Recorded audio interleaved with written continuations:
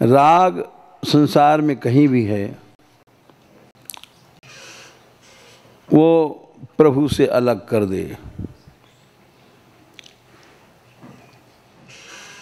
इसीलिए सर्वात्म भाव से भगवान से स्नेह करना चाहिए।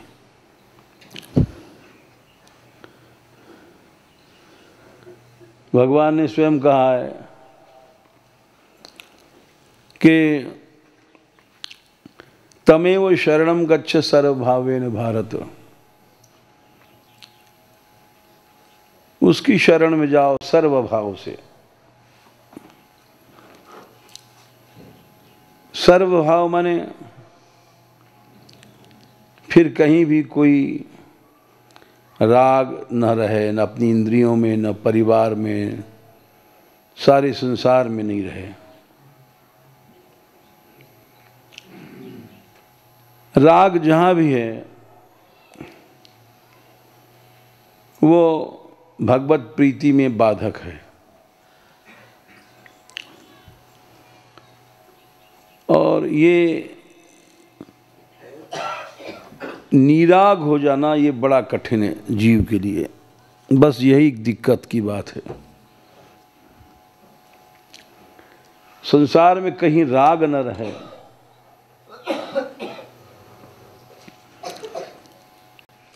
क्योंकि संगात संजायते कामः कामात् क्रोधो भिजायते। भगवान ने कहा कि ध्यायतो विषयान पुंसः संगस्तेषु उपजायते संगात संजायते कामः कामात् क्रोधो भिजायते। जब मन जाके पास रहे संग मन आसक्ति, तो वहाँ राग जरूर हो जाए। संगात संजायते काम, काम माने वही राग। अब पानी में रह के भीजे न जाए बड़ा कठिन है। जहाँ हम दिन रात रह रहे हैं, अब हम इस कोठरी में कोठिया में रह रहे हैं, तो बिना ही कहे राग हो जाएगा कि हमारा कमरा, हमारी कुटिया, हमारा घर। ये जीव को स्वभाव है कि वो संग जो है आसक्ति, आसक्ति क्यों होती है? ध्यायतो विषयान पुंसः संगस्तेषु उपजायते। ध्यान माने मन का संपर्क हुआ और आसक्ति हो जाएगी। आसक्ति हो जाएगी तो वहाँ राग हो जाएगा, यानी कामना, इच्छा पैदा हो जाएगी। तो ये बड़ा कठिन है। साथ साथ रहें संसार में, धन जन परिवार कुटुंब आदि शरीर इत्यादि में राग न हो, ये एक बड़ी कठिन बात है, समस्या है।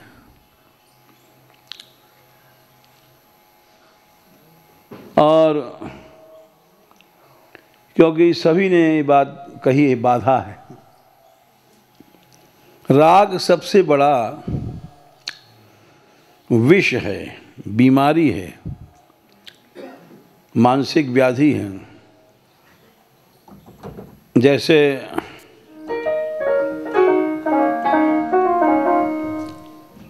उत्तरकांड में यही बात कही गई कि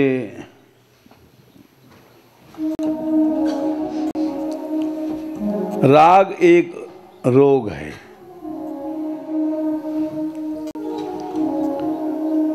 जब मन विरुज हो जाए, विरुज मन रोग रहित, तब विराग हो जाता है। विराग मन राग नहीं रहे। राग हट जाना ही विरुज, रोग रहित होना है।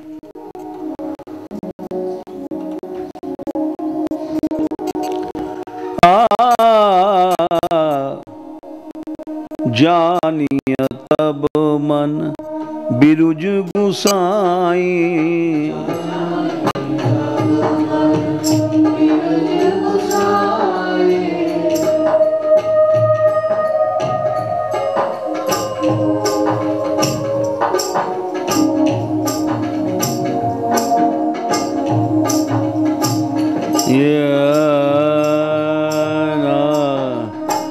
जानिय तब मन बिरुज गोसाई, जानिय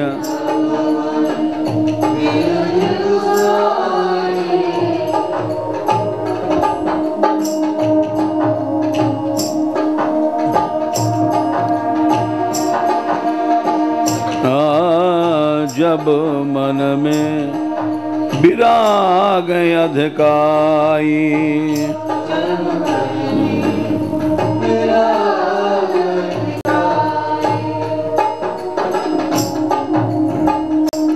जब मन में विराग अधिकाई,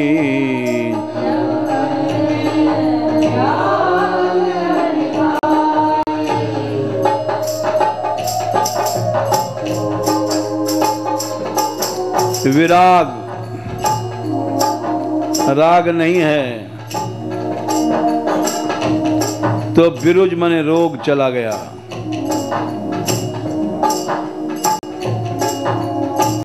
कहीं भी राग है, केवल स्त्री पुत्र गृहस्थ की बात नहीं है। हम बाबा जी बन गए, शरीर में, इंद्रियों में, खाना पीना, तो ये सब राग रोग है।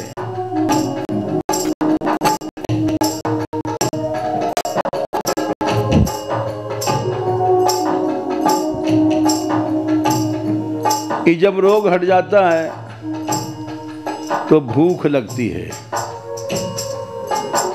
भूख लगती है तो भोजन खाता है तो ताकत आती है। तो भूख क्या है? जानिय तब मन बिरुज गुसाई,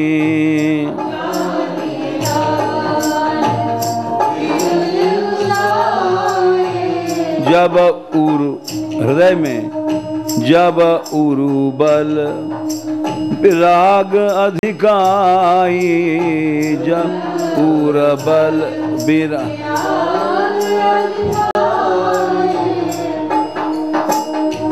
अब भूख बढ़ी, संसार से मन हटा तो भूख बढ़ी। वो क्या है? सुमति क्षुधा बढ़े नित नई,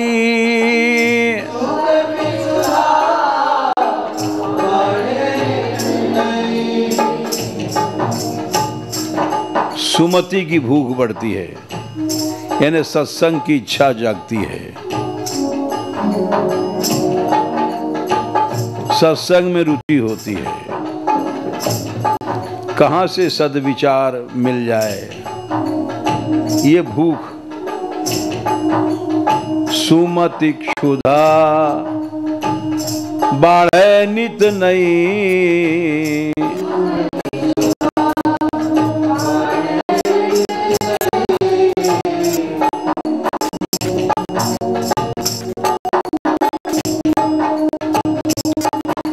अब सुमति भूख बढ़ी तो कमजोरी चली गई। कमजोरी क्या है? विषय आस दुर्बलता गई,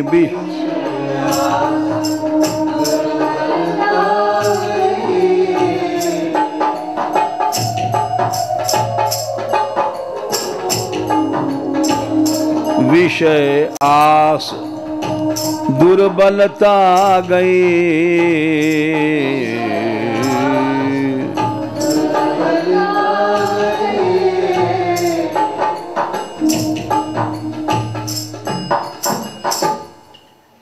मनुष्य आशा करता है। जंग संसार के हर प्राणी से माँ बेटे से आशा करती है। बेटा माँ बाप से चाहता है पालन पोषण, तमाम की आशाएं। स्त्री पति से आशा करती, पति स्त्री से आशा करता है। ये सब चीज़ें दुर्बल बना देती।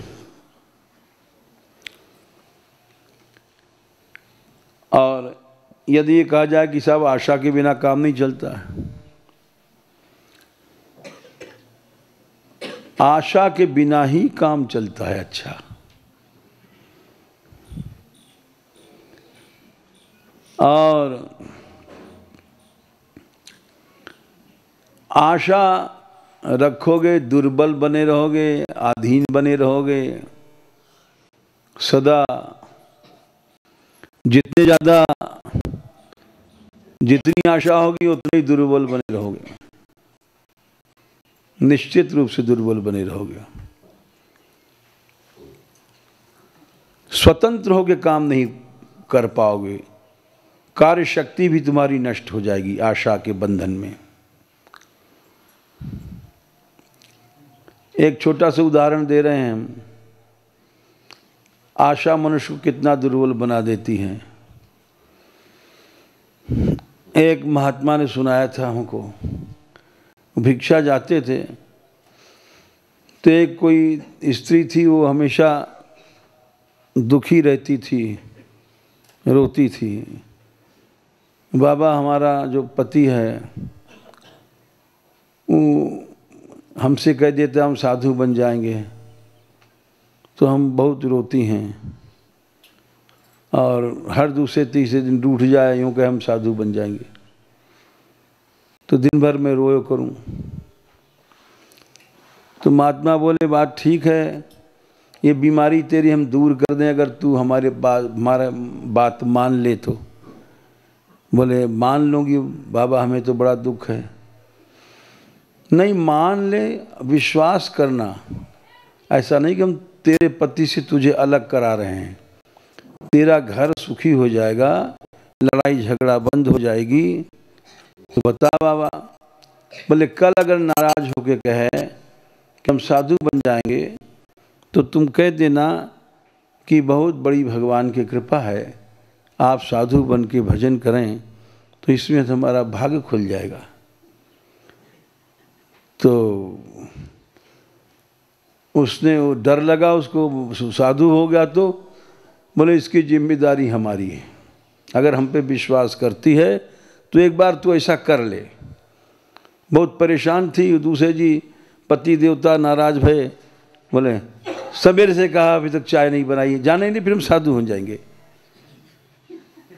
तो उसने कहा कि ये तो भगवान छाती में पत्थर बांध करके बड़े मुश्किल से बोल निकला, ये भगवान की कृपा होगी आप साधु हो जाएंगे तो भजन ही तो करोगे। अच्छा ले हम जाते हैं कह के उठे चल दिए, और गांव के बाहर पोखर पर बैठ गए वहाँ जा कर के कि थोड़ी देर में मनावे आवेगी।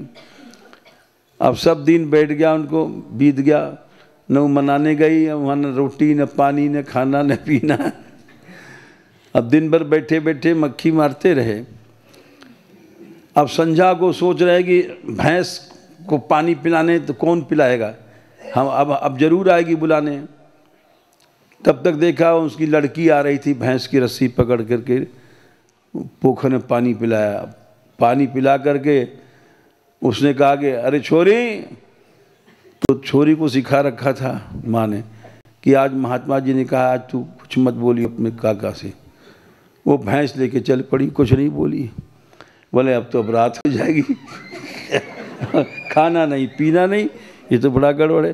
तो दौड़ करके भैंस की रस्सी पकड़ लिया। है अभी भागी जा रही थी, हम नहीं पकड़ते तो आज गई थी भैंस। और वो चिल्लाते उल्लाते घर पहुंचे। बोले देखा आज हमारे बिना अभी भैंस भाग जाती है।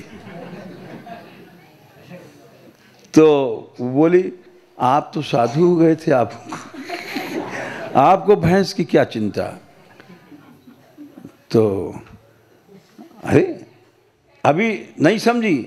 बोले नहीं, आप जब संत हो गए तो आपको भैंस में से क्या मतलब, आप तो भजन करो।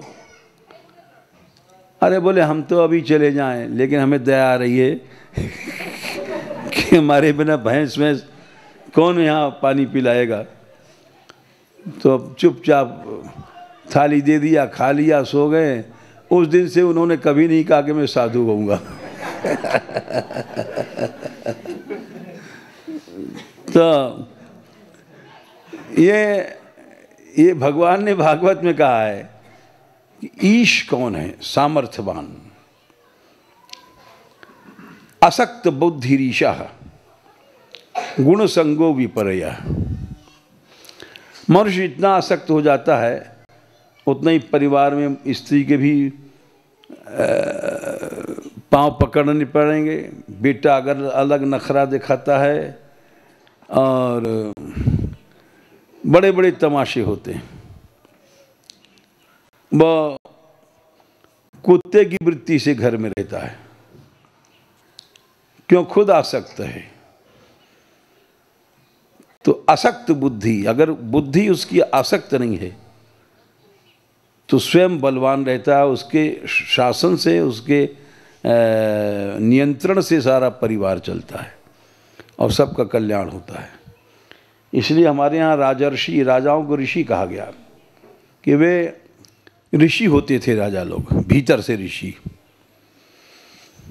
तो कई जगह भगवान ने कहा है जो असंग है वही शक्तिमान है। जो आसक्ति की डोर में नहीं बंधा है वो शक्तिमान है। वो भले रोटी मांगने वाला भिखारी ही, लेकिन शक्तिमान है। और जो आसक्ति में बंधा है वो दुर्बल है। जब लग मन में कामना, जब लगी मन में कामना, जग गुरु जोगी दास। तब तक योगी दास बनता है संसारियों का। इसे उठाया, इसे पैसा मिलेगा, ये मिलेगा। जब नहीं मन में कामना तो जोगी गुरु जगदास। बड़ा छोटा सा फार्मूला है। इसी को भगवान ने भागवत में भी कहा, गीता में भी कहा कि संगात संजायते कामः। मनुष्य निरंतर संग से ध्यान मन के उससे आसक्ति पैदा हो जाती है। आसक्ति से फिर वो कामना, फिर वो दुर्बल हो जाता है। सारा संसार उस पर हावी हो जाता है और वो स्वयं दुर्बल है। तो लोग समझते हैं गीता विरक्तों के लिए। नहीं, गीता तो गृहस्थों के लिए है। अर्जुन गृहस्थ थे। गीता के बिना तो तुम्हारा सारा परिवार ही बिगड़ जाएगा। तुम जहाँ आसक्त भाई, स्त्री अपने आप तुमको नचाएगी, लड़का अपने आप नचाएगा, सारा परिवार को नष्ट कर दोगे। गीता तो संसार में काम करने की जो सही टेक्निक है वो बताया भगवान ने। इसीलिए रामायण में भी, वेद में भी यही कही गई, असंगो ह्यम पुरुषः। ये सार्वजनिक सिद्धांत है कि विवेकानंद ने भी कहा था कि संसार में दास बन करके काम मत करो, वासनाओं के या संसारियों के दास बन करके। Act like a master and not like a slave. दास या कुत्ते बन करके काम मत चलो। मास्टर कैसे हो? असंग हो, रहो संसार में, किसी से आशा नहीं करो, न स्त्री से, न पुत्र से, न अपने सहयोगियों से।